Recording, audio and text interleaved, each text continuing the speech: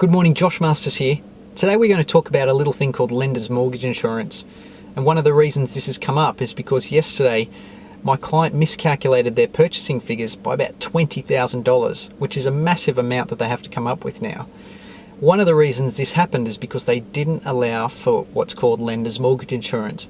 And this is actually insurance for the banks in case you default for anything borrowed above 80%. So if you go to 90 or 95%, the bank will ask you to pay lender's mortgage insurance.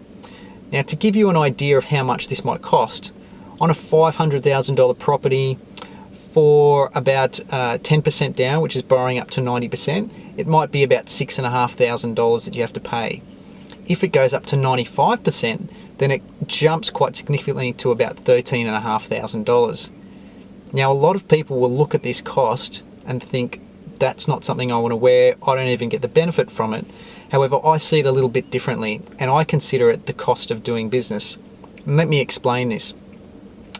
If I put 20% down, which is an 80% lend, I will have no lender's mortgage insurance to pay. And on a $500,000 property, this might cost me $100,000.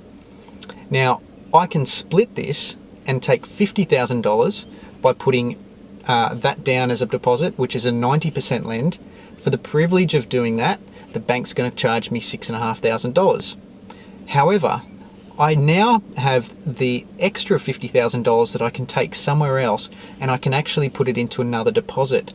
Or if I was to leverage more, up to even 95%, out of that $100,000 that we had originally, I might only have to put $25,000 down as a deposit. We can then use that $75,000 somewhere else, and for the privilege of that, we have to pay lender's mortgage insurance.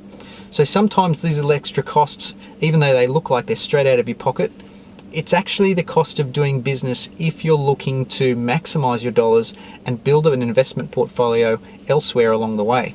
So hopefully that was a good little tip for you today. This is Josh.